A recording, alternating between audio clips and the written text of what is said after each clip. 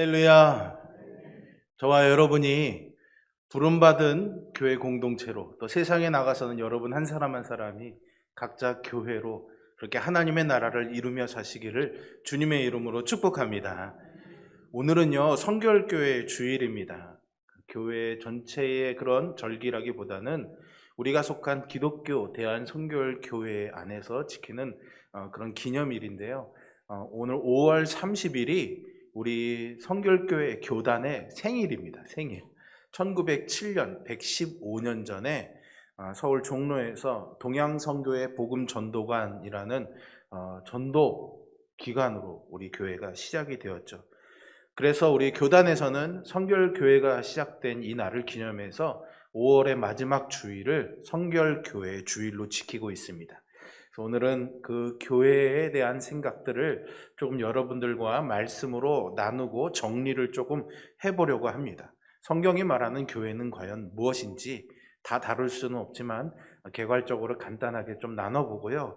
그런데 또 교회들이 왜 이렇게 성결교회니 장로교회니 침례교회니 이런 교단들은 또 왜 생겨나는 것인지, 그리고 그 속에서 우리 성결교회는 어떻게 생겼고 어떤 역사를 가지고 있는지 여러분들과 조금 나눠보려고 합니다. 그러다 보니까 조금 오늘은 약간 학교에서 듣는 강의 같을 수도 있을 겁니다, 여러분.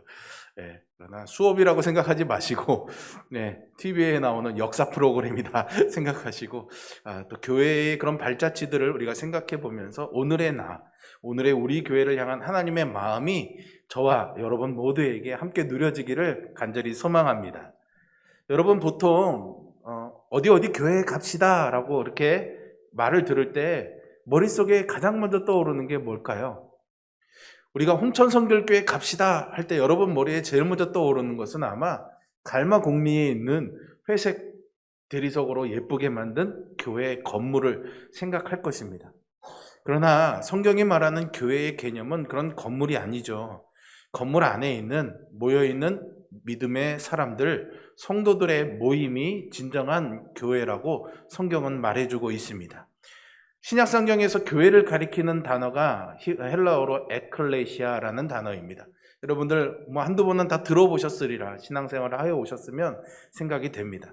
이 에클레시아라는 말의 뜻은 가장 기본적으로는 모임이라는 뜻입니다. 거룩한 사람들, 하나님을 믿는 사람들, 그리스도를 나의 구주로 믿는 사람들이 모인 모임이 바로 교회인 것이죠. 그래서 오늘 본문의 말씀에서도 사도 바울이 교회에 대해서 이렇게 말하고 있는 것을 우리는 듣습니다. 고린도에 있는 하나님의 교회, 곧 그리스도 예수 안에서 거룩하여지고 성도라 부르심을 받은 자들과 또 각처에서 우리의 주, 곧 그들과 우리의 주 되신 예수 그리스도의 이름을 부르는 모든 자들에게라고 고린도 교회를 부르고 있는 거죠. 즉, 자세히 이 말씀을 잘 들여다보면 교회라는 것이 어떤 건물, 어떤 자리에 자리 잡고 있는 어떤 그런 모양이 아니라 성도라 부르심을 입은 자들이다라는 것을 우리가 알 수 있습니다. 또 다른 개념으로는 하나님의 가족이라는 개념으로도 신약 성경에서 말해주고 있고요. 때로는 예수님을 교회의 머리로, 그리고 교회를 예수님의 몸과 지체로 이렇게 표현하기도 합니다. 그렇기에 교회는 곧 하나님 그리스도의 몸을 상징하는 거죠. 그렇기 때문에 하나님을 사랑하는 사람은 그리스도의 몸된 교회를 사랑하는 것이고요. 교회를 사랑하는 사람은 곧 하나님을 사랑하는 것입니다. 반대로 교회에 대한 관심과 열정이 식어졌다면 하나님에 대한 사랑의 온도가 식는 것이다라고 볼 수 있는 것이죠. 바울이 지금 말하고 있는 성도라 부르심을 입은 자들, 성경이 말하고 있는 이 교회의 본래의 개념을 우리가 잘 이해해야 됩니다. 우리들 눈에 보이는 성전 건물은 정확히 말하자면 거듭난 성도들이 모여서 예배를 드리는 장소, 그러니까 교회당, 예배당이라고 말하는 것이 좋지요. 그런데 여러분, 교회라는 말 말고요, 교단, 교파 이런 말도 여러분들이 들어보셨을 것입니다. 한국 교회 안에는 굉장히 많은 교단들이 있습니다. 우리가 있는 기독교 대한성결교회를 포함해서 장로교회도 있고요, 감리교회도 있고요, 순복음교회도 있고, 구세군교회도 있고, 침례교회도 있고, 루터교회도 있고, 성공회도 있습니다. 제가 지금 말씀드린 이런 교단들이 대표적인 어떤 복음주의 교단이라고 말할 수가 있습니다. 이 교단은 뭘까요, 도대체? 그리고 왜 생긴 걸까요? 교단은 쉽게 말씀드리면 한 아버지 아래에서 그 피를 나눠받은 형제들이라고 표현하면 좋을 것 같습니다. 아버지 아래에서 많은 형제들이 태어나듯이 교회의 역사가 이렇게 흘러가면서 자연스럽게 어떤 그런 강조점이나 어떤 교회를 운영하는 어떤 체계들이 조금씩 변화되어 가면서 그것이 교단으로 형성이 된 것이죠. 그래서 대부분의 이 교단들의 이름을 보면은요, 그 교단에서 강조하는 것이 무엇인지, 아니면 그 교단의 특징이 무엇인지, 그 교단이 운영되는 방식이 무엇인지를 우리가 미루어서 짐작해 볼 수 있는 경우들이 많습니다. 우리 교단은 기독교 대한성결교회입니다. 그러면 기독교라는 말은 그리스도교, 예수님을 믿는 사람들이라는 뜻이죠. 그리고 대한이라는 것은 한국에 있는 교회라는 뜻입니다. 그리고 성결교회, 이 부분이 중요하죠. 교회의 어떤 조직이나 체계를 말하는 것이 아니라 우리가 레위기나 베드로전서의 말씀에서 볼 수 있는 것처럼 내가 거룩하니 너희도 거룩하라 라는 이 하나님의 말씀에 따라서 우리 교회는 성도들의 거룩한 삶이 중요하다. 성결한 삶을 사는 것이 중요하다라는 것을 강조하는 교회라는 것을 금방 알 수가 있습니다. 그럼 다른 교단들은 어떤 걸까요? 제가 오늘 좀 간단하게 설명을 드려보겠습니다. 어려워 마시고 그냥 찬찬히 한번 들어보십시오. 가장 많이 있는 한국에 있는 교단 교회가 바로 장로교회입니다. 그죠? 근데 참 아이러니하게 세계적으로는 이 장로교회가 그렇게 크지 않습니다. 한 국가 안에서 교단의 크기가 장로교단이 제일 큰 나라는 우리나라밖에 없습니다, 사실은. 아주 참 특이한 현상인데요. 아마 선교사님들의 영향력이 있는 것 같습니다. 어쨌든 이 장로교회는 16세기에 종교개혁이 일어나면서 종교개혁자였던 존 칼빈이라는 신학자의 이런 신학과 신앙 고백을 중심으로 만들어진 교회입니다. 그래서 이 칼빈이 정리한 웨스트민스터 신앙 고백서와 교리 문답이라는 것이 있는데요. 그것을 신앙의 표준으로 삼습니다. 그래서 장로 교인들을 보면은 어떤 원칙 그리고 교리에 대해서 아주 정확합니다. 이 웨스트민스터 신앙 고백서와 교리 문답을 배우기 때문이거든요. 그리고 장로 교회라고 불려지는 이유는 교회가 여러 사람들이 모여서 이렇게 공동체를 이루는데 뭔가를 결정할 때 너도 나도 다 이야기하면은 중구난방으로 혼란스럽기만 하니까는 우리나라가 마치 국회의원을 뽑아서 우리를 대표하는 사람으로 정부에 보내듯이 교회를 운영하는 책임 있는 사람을 교인들이 투표해서 뽑는 겁니다. 그것을 장로라고 부르는 거죠. 그래서 장로에게 교인들의 어떤 권한과 모든 것들을 위임해서 장로들이 교회를 이렇게 운영해 나가는 그런 조직을 갖고 있기 때문에 교회 이름을 장로교회라고 부르고 있는 겁니다. 한국에서는 장로교회가 크다 보니까 또 반대급부로 이 장로교회가 여러 개로 나눠진 모습도 많이 보게 되죠. 그래서 장로교회는 크게는 두 흐름으로 나눠집니다. 대한예수교 장로회, 우리가 예장이라고 불려지는 장로교회와 대한기독교 장로회라고 불려지는 기장이라는 교회가 있습니다. 두 개로 크게 나눠집니다. 기독교 장로회 교회는 우리 요 옆에 있는 교회 있지 않습니까? 옛날에 시내에 있을 때 우리가 그 교회를 기장교회라고 불렀잖아요. 그게 그래서 온 겁니다. 기독교 장로회 교회였기 때문입니다. 그래서 기장교회가 있고요. 근데 예수교 장로회는 또 나눠집니다. 왜 이렇게 많이 나눠지는지 모르겠어요. 통합과 합동이라는 걸로 또 나눠집니다. 그래서 통합교회는 우리 연봉에 있는 홍천중앙교회 여러분 아시죠? 홍천중앙교회가 통합교회입니다. 그리고 합동 측은 시내에 있는 홍천제일교회가 합동 측 교회입니다. 그러나 교회에 굳이 그런 통합 합동을 표하지는 않습니다. 그냥 대한예수교 장로회 이렇게만 써놓죠. 그 외에도 연봉에 있는 남산교회는 고신 측이라고 장로교회의 또 어떤 전통을 굉장히 중요시하는 교단이 또 있고요. 우리가 잘 아는 희망교회는 원래는 대신교단이었는데 백석이라는 교단이랑 합해져서 지금은 백석 대신교단으로 그렇게 나눠져 있습니다. 우와, 너무 많네요. 그죠? 장로교인들도. 사실은 제가 오늘 이 교단들을 설명하는 데는 또 다른 이유가 하나 있습니다. 왜냐하면 우리가 기독교인으로서 이 교단이 많은 것들을 한 분 하나님을 믿는데 교회들이 왜 이렇게 갈라지고 분열하는 거에 대한 그런 부끄러움을 갖고 있는데 사실은 교단들이 이렇게 많이 생긴 데는 다른 이유가 있습니다.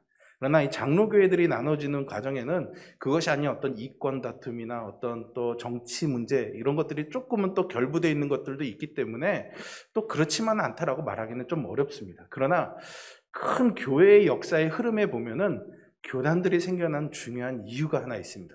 그걸 제가 이제 다른 교단들을 설명드리면서 이해를 좀 우리가 구하려고 합니다. 원래는 교회가 이제 로마 가톨릭을 중심으로 1000년 이상의 유럽을 지배하며 교회가 유지되어 왔습니다. 그런데 이 교회가 점점 신앙성을 잃어버리고 점점 순수성을 잃어버리니까 루터에 의해서 종교개혁이 일어나죠. 그 어간에 영국에서도 종교개혁이 일어나는데 특이하게도 영국에서는 조금 정치 문제와 결부돼서 국왕이었던 헨리 8세가 우리는 이제 더 이상 로마 가톨릭과 함께하지 않겠다. 우리는 우리만의 교회를 하겠다 해서 성공회가 생겨납니다. 그래서 다른 종교개혁 교회들과는 다르게 국왕이 주도했다라고 해서 이 성공회를 영국 국교회라고도 부릅니다. 영국 국가가 만든 교회다라는 것이죠.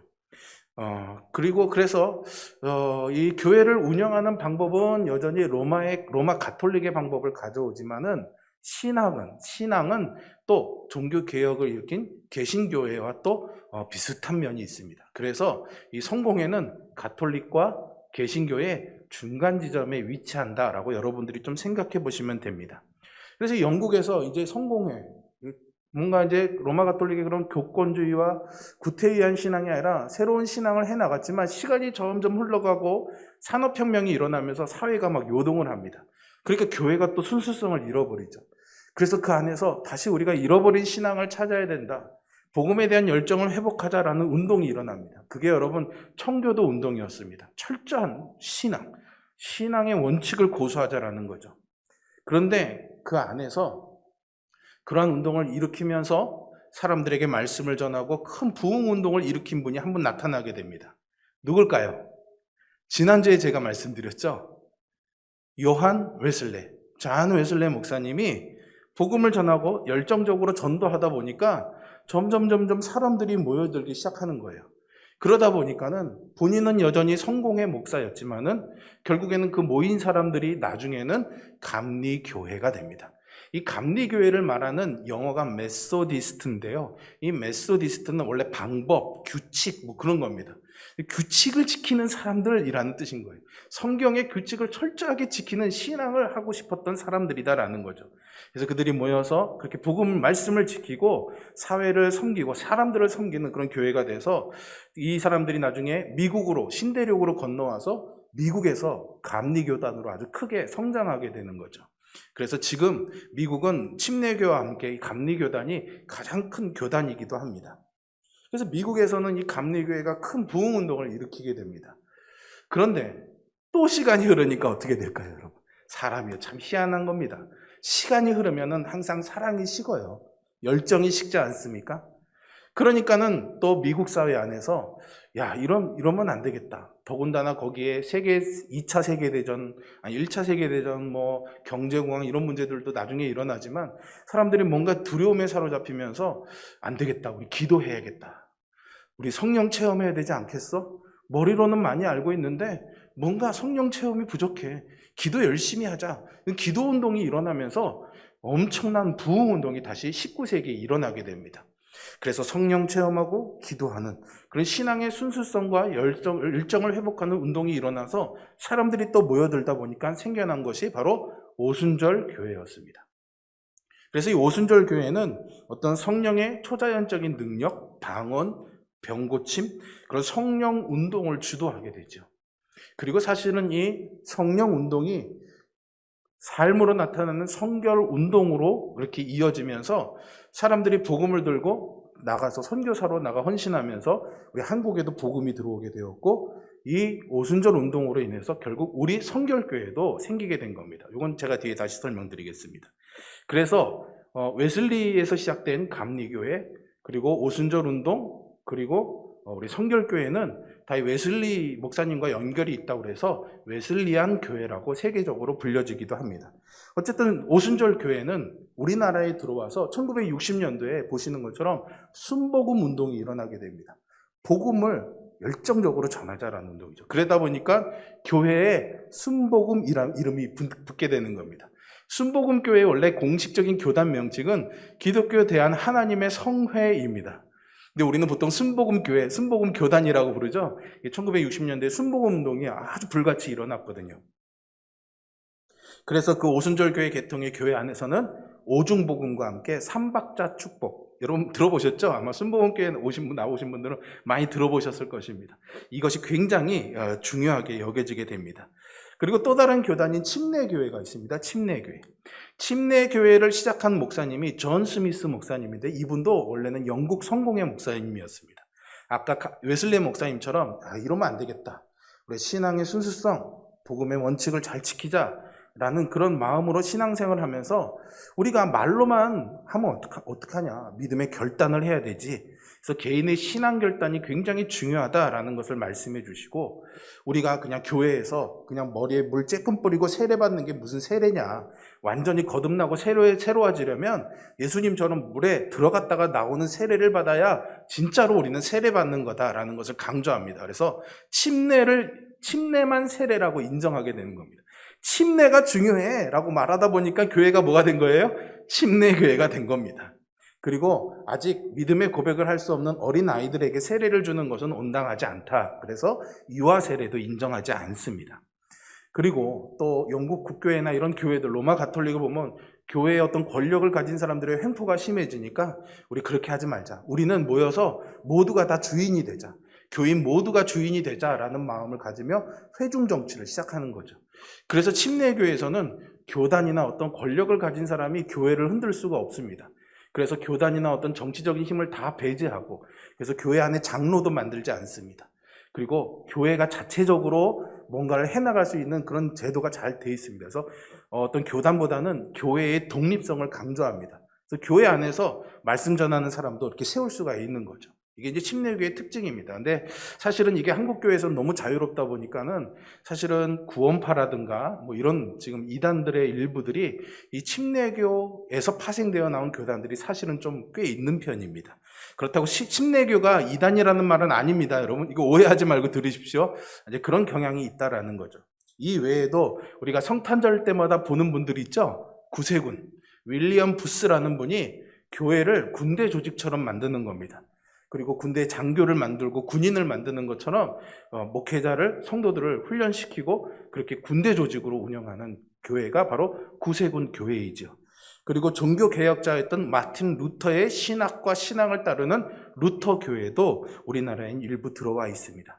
그리고 이 교회 말고요, 교회 밖에서 이런 선교 활동을 하는 단체들이 있습니다. 대학생 선교회 CCC라든가 예수전도단 뭐 이런 것들 여러분들 들어보셨죠? 이런 것들은 교회 밖에 교회라고 해서 파라처치라는 이름으로 불려집니다. 그러나 이것도 넓은 범주 안에서는 교회라고 볼 수가 있는 거죠. 하지만 여러분 교회라는 간판을 붙이고 있다고 해서 다 교회는 아닙니다. 그 안에는 신천지 교회도 있고요. 안상홍 증인들이라는 하나님의 교회도 있고 문선명으로 대표되는 통일교회도 있고요. 여호와 증인도 있고요. 제7일 안식일 예수 재림교라는 안식교도 있습니다. 그리고 아까 말씀드린 기쁜 소식 선교회 같은 구원파 교회들도 있습니다. 이들은 다 교회 이름을 붙여놓고 있습니다. 시내에 가서 보시면 제가 우리끼리인가 온라인으로 방송돼도 예수 중심 교회라는 교회도 있는데 그 교회도 사실은 이단입니다. 여러분. 다 교회로 이름 붙어 있으니까 우리는 교인들은 잘 몰라요, 사실은. 그러나 이런 이단들의 특징은 자칭 자기가 재림 예수라고 말하는 그런 대표하는 교주격인 인물들이 있습니다. 그리고 그 사람들을 따르는 거짓 집단인 것이죠.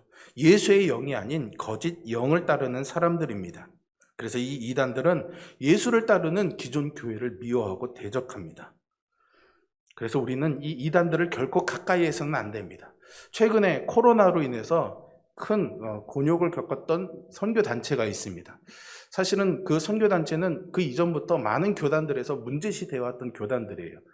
근데 우리 성결교회도 작년까지만 해도 그냥 그들과 교류하는 것을 좀 조심해라 라는 그런 권고가 내려져 있었는데, 지난주에 있었던 총회에서는 이제 그 선교단체와는 교류하지 말아야 된다라는 그런 총회의 결정이 내려졌습니다. 여러분들이 이것을 좀 참고하셨으면 좋겠습니다.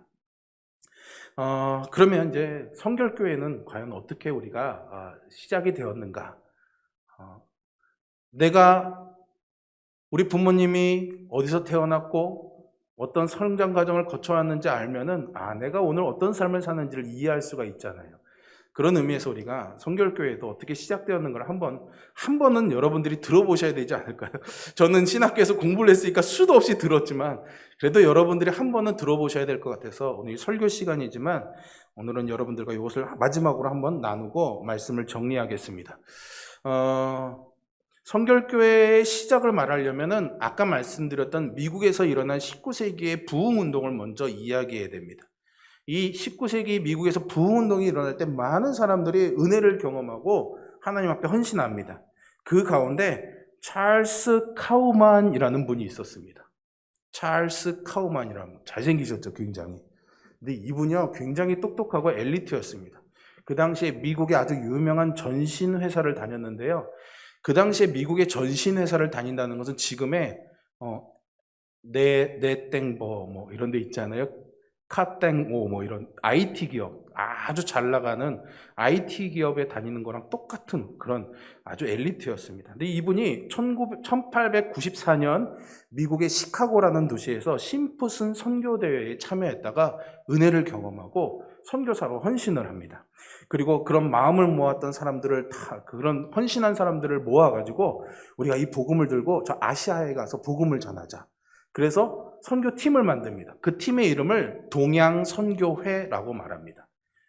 그래서 오리엔탈 미셔너리 소사이어티, 첫 글자를 떼서 OMS라는 단체를 만들고, 이 OMS가 우리 성결교회를 시작하는 데 큰 도움을 주고 지금도 여전히 좋은 협력관계를 가지고 있습니다. 그래서 그런 선교팀을 만들고 아내가 가장 아끼던 오르간을 냈다 팔아버려가지고 1901년에 일본으로 건너오게 됩니다. 그래서 일본에 건너와서 복음 전도관을 세우고 열심히 전도를 하지요. 그리고 나서 그걸로는 안 되겠다. 그렇게 해서 전도관을 세운 지 6주 만에 동경성서학원이라는 것을 만듭니다. 학교를 만든 거죠. 신학교. 지금도 사진에서 여러분들이 보시는 것처럼 지금 동경에 가면 이 동경성서신학원이 아직도 있습니다.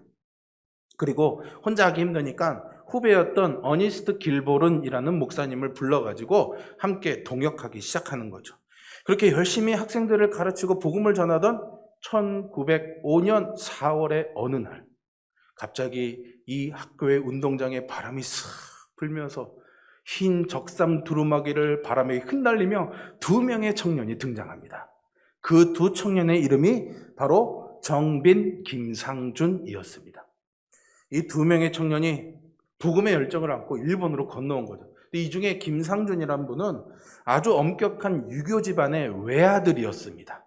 그런데 20살이 되는 그 어간에 평양에서 예수님을 믿게 돼버린 거예요.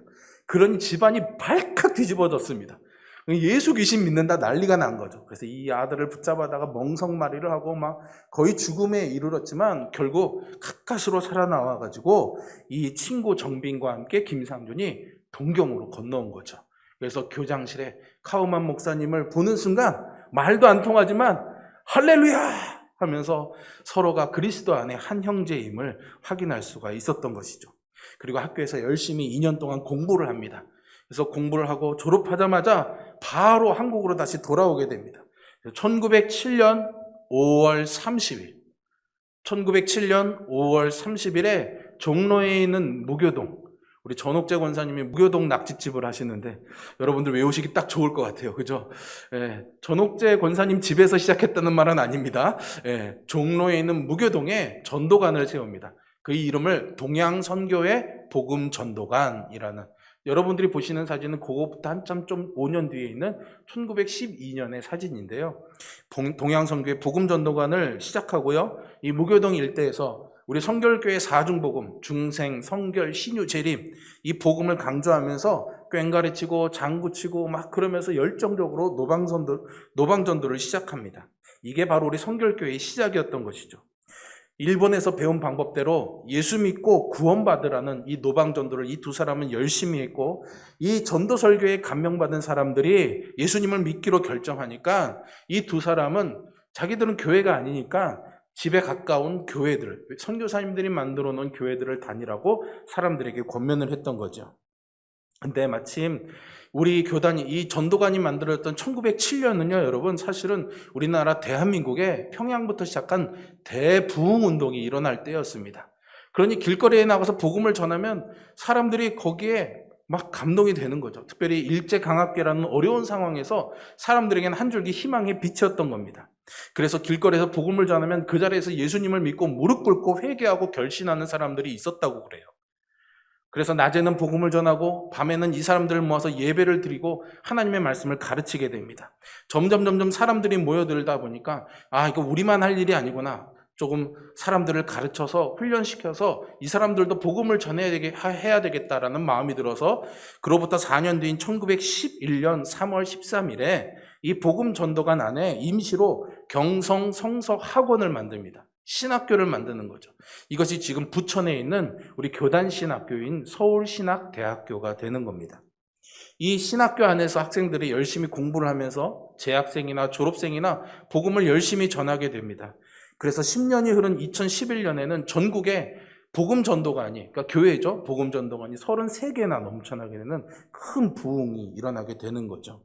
그 당시에는 오직 영혼 구원의 열정만 있었습니다. 무슨 교회나 교단을 만들 생각이 사실은 있었던 것이 아니죠. 그래서 믿음을 가진 사람들을 장로교로, 감리교로 보냈던 겁니다. 그러나 점점 결신자들이 늘어나고 사람들이 모여들기 시작하니까 자연스럽게 교회가 된 것이고, 1921년 9월에는 동양선교회 복음전도관 이름이 아니라 이제 정식으로 조선 예수교 동양선교회 성결교회라는 이름으로 교회를 시작하게 된 것이죠. 그러나 일제강점기의 상황이 참으로 곤란하고 어려웠습니다. 점점 전쟁이 심해지는 일제강점기 말기에는 신사참배를 강요하는 그런 핍박이 있었던 거죠.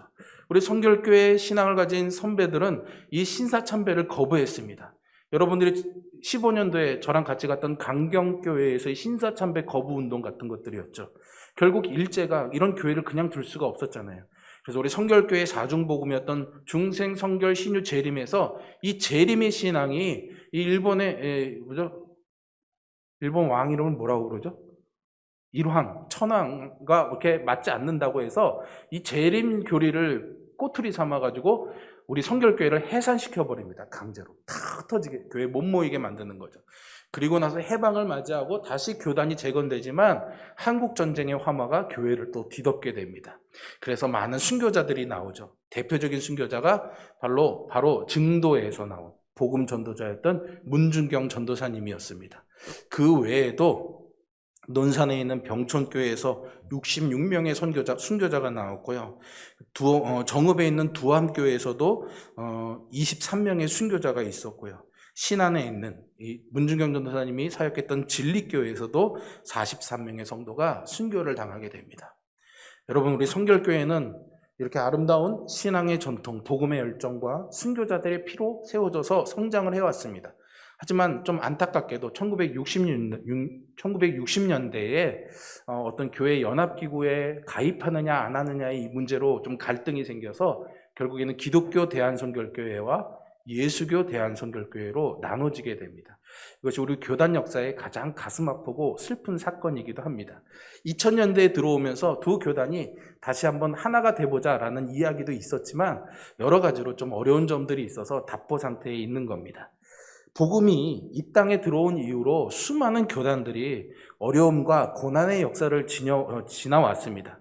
그 중에서도 우리 성결교회는 이런 순환과 고난의 과정 속에서 성결한 신앙을 지키면서 민족들과 함께하는 그런 교회였습니다. 영혼 구원에 집중했고 민족의 아픔을 끌어안는 복음적인 교회였던 것이죠. 무엇보다도 우리 성결교회는 외국의 선교사님이 와서 만들어 놓은 그런 교회가 아니라 우리 스스로가 복음을 전하면서 만들어진 자생적 교회라는 큰 자랑거리를 가지고 있습니다. 요즘 들어 한국 사회에 교회가 제 역할을 잘 하지 못하고 있어서 참 안타깝습니다. 그러다 보니까 이단들도 득세하고 도대체 어떤 교회가 진짜 교회야? 라는 혼란스러움도 있습니다. 사람들은 교회가 도대체 뭐 하는 거야? 교회의 역할은 이래야 되는 거 아니야? 라는 말도 많습니다. 여러분들에게 누군가가 홍천 성결교회가 여기 있어야 되는 이유가 뭐냐라고 묻는다면 여러분들은 어떻게 대답하시겠습니까? 예수님이 이 땅에 교회를 세우신 이유는 예수님이 이 땅에 오신 이유와 연결됩니다. 예수님이 이 땅에 오신 이유는 영혼들을 구원하시기 위해서죠. 예수님이 신랑이시고 교회는 신부라고 성경은 말합니다. 신부인 교회는 신랑이신 예수님의 중요한 이 일을 기억하면서 영혼 살리는 일이 가장 중요한 일이 되어야 하겠죠. 예수님은 신부된 교회가 이 사역을 잘 감당할 수 있도록 성령님을 우리에게 보내주셨습니다. 그러므로 내가 왜 이 땅에 살아야 되는지, 교회는 왜 이 땅에 있어야 되는지를 사람들이 교회와 우리에게 묻는다면은 우리는 십자가 위에, 교회의 첨탑 위에 있는 이 십자가를 바라보고 묵상하며 그 답을 해야 되는 것이죠. 영혼을 살리는 일이 교회가 이 땅에 존재하는 가장 중요한 이유이자 사명입니다. 돌이켜보면 우리도 그런 교회의 사명 때문에 이 자리에 앉아서 예배드리고 어느 누구도 알지 못하는 천국에 대한 소망을 가지고 살아가지 않습니까? 어찌 보면은 그냥 내버려 두었다면 길가에 있는 잡초처럼 그렇게 잠시 있다가 바람에 날려가고 말라서 없어져 버린 인생인데 누군가가 신랑 대신 예수님을 대신해서 나에게 그 십자가를 쥐어줬기 때문에 우리가 그 십자가를 이제는 나의 생명으로 여기며 가슴에 품고 살아가는 것 아닐까요? 그 누군가는 나의 부모님일 수도 있고 나의 친구일 수도 있고 이웃일 수도 있고 이름 모를 전도자일 수도 있겠지요. 어쨌든 길가의 잡초 같은 우리 인생에 주님이 누군가를 보내주셔가지고 십자가에 피 묻은 손으로 잡초 같은 우리들을 주님의 집에 옮겨주셨던 거죠. 길가의 화초 같은 우리들은 이제 주님의 집에 옮겨져서 교회 안에서 아름답게 꽃을 피우는 화초가 된 것입니다. 그러니 여러분, 교회는 어쩌면 그런 잡초 같은 꽃들이 모여 아름다운 꽃들의 군락이 된 꽃밭이라고 말할 수도 있겠지요. 이런 노래 있지 않습니까? 꽃밭에는 꽃들이 모여 살고요. 우리들은 유치원이 아니죠. 우리들은 어디? 우리들은 교회에 모여 살아요. 그렇습니다. 교회는요, 온갖 이름 모를 주목받지 못하고 그냥 사그라져 버릴 잡초들이 주님의 손에서 옮겨져 하나님의 정원에 심겨진 꽃밭이라고 말할 수 있습니다. 교회에 오면 잡초도 화초가 되는 것이죠. 영혼을 살리는 일, 잡초를 살려서 화초가 되게 하는 일, 이것이 신부된 교회와 우리 신자들이 감당해야 될 사명 아니겠습니까? 사랑하는 성도 여러분, 잡초로 끝날 우리 인생이 그리스도 안에 있으면 얼마든지 화초가 될 수 있습니다. 그러므로 주님 앞에 나와서 아름다운 하나님의 꽃밭을 우리가 이루어 갔으면 좋겠습니다. 그리고 지금도 짓밟힌 잡초처럼 어둠 속에서 신음하고 있는 영혼들이 있다면 주님을 대신해서 우리가 그들에게 손을 내밀어야겠죠. 그들의 손에 십자가를 쥐어줘야겠죠.